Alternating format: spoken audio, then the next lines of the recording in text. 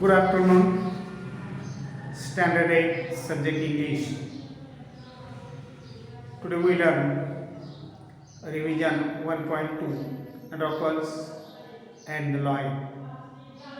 So, passage number 1. परीक्षेमध्ये passage तुम्हाला असे विचारले जातात आणि त्याच्यामध्ये A1 to A5 असे काय केले प्रश्न दिलेले आहेत.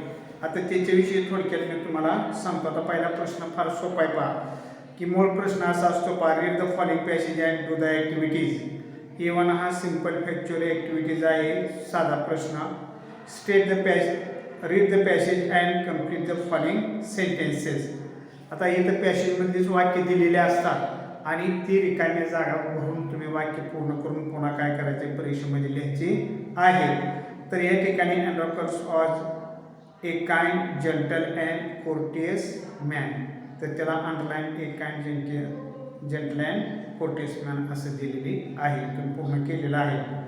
In those days kings, nobles and other wealthy men used poor people as their slaves. Underline kings, nobles and other wealthy men. Third sentence, Antiochus' master was heartless and wicked. Underline heartless and wicked. हा शब्द drop केलेला आहे.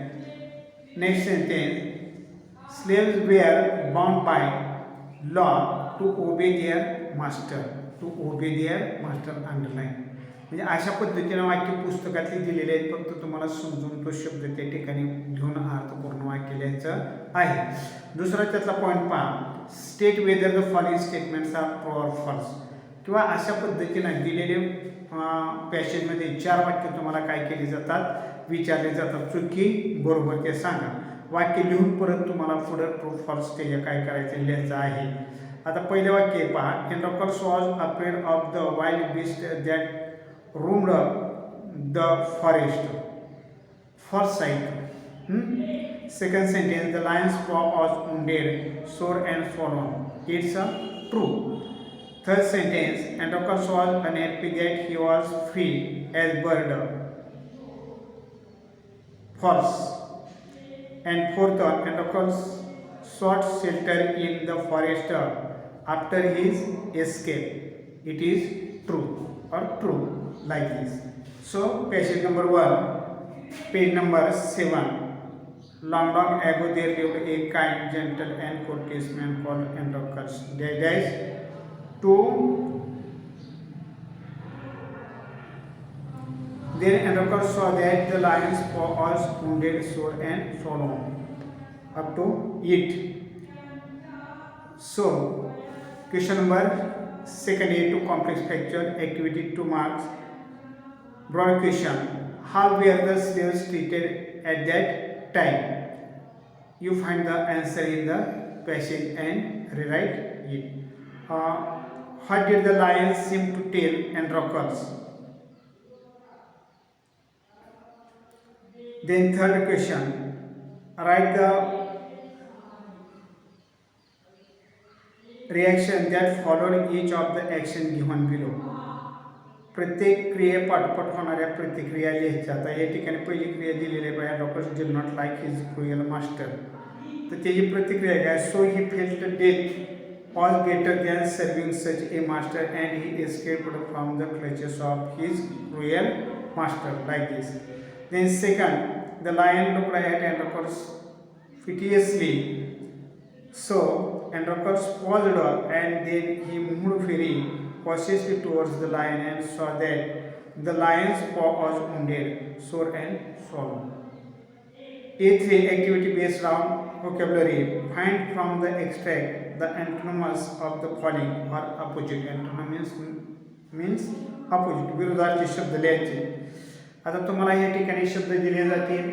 विरोधार्थी चिन्ह लिहिताना मध्ये विरोधार्थी चिन्ह गुणिले चिन्ह करायचे दिलेले शब्द. आता त्या ठिकाणी जोड्यात डायरेक्ट आपण त्या ठिकाणी काय करून दिलेले आहे, त्याच्या जोड्या काय करायचे पूर्ण करायचे. काइंडला क्रुएल आहेत, हॅप्पीला अनहॅप्पी आहे, poor wealthy, brave coward, slave master, high low. Like this. अशा प्रकारे अनेक शब्द तुम्हाला त्याच्यातून काय करता येते, लिहिता येतील. त्याच्यानंतर त्यातच दुसरा एक पॉईंट असा विचारला जातो, पहा, match the phrases in column A with their meaning in column B. आता हे कॉलम मी वाचतो, पहा, looking out for, second face to face, third summon up courage, fourth to take a centre.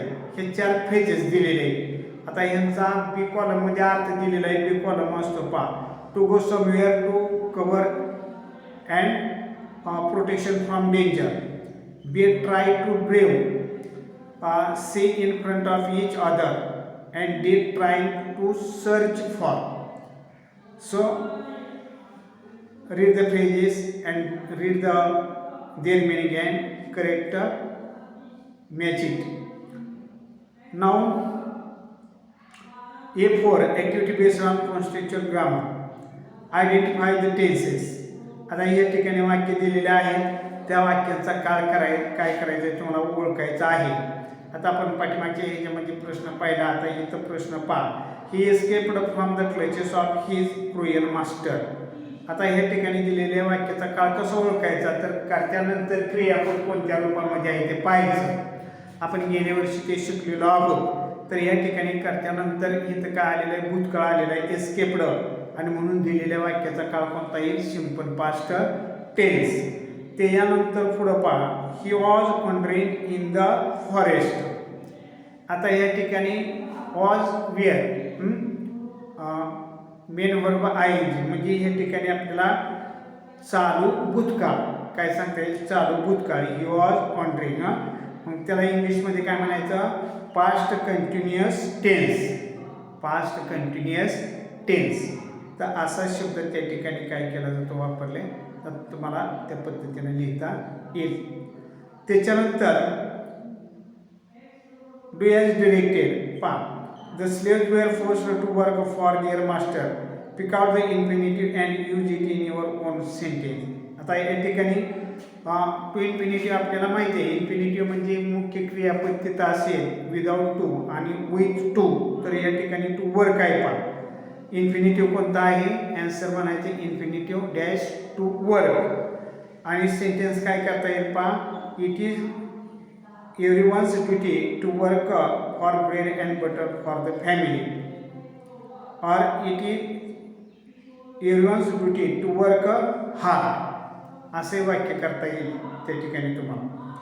त्याच्यानंतर एंड्रोकस did not like his master, make it affirmative. दिलेलं वाक्य नकारार्थ आहे, त्याचं आपल्याला होकारार्थ वाक्य करायचं, did not काढायचं, म्हणजे त्या ठिकाणी क्रियापद कोणताही लाईक आहे त्याच्या विरुद्धार्थी शब्द लिहायचा. म्हणजे एंड्रोकस डिसलाइक्ड, समजलं. डिड नॉट मुळे काय करायचं, लाईकचा भूतकाळ लाईक्ड होईल, डिसलाइक्ड हिज मास्टर. त्याच्यानंतर A5 personal response. What do you think about Androcles, or what qualities did he possesses. तुम्हाला या ठिकाणी प्रश्न त्याच्याविषयीची माहिती काढून लिहिता येतोय. किंवा दुसरा असा प्रश्न आहे, पहा, write in your own words 3 to 4 sentences about the following. The condition of the slave in ancient Rome. So solve this question in your notebook already. Now read it again and again to understand. We stop here.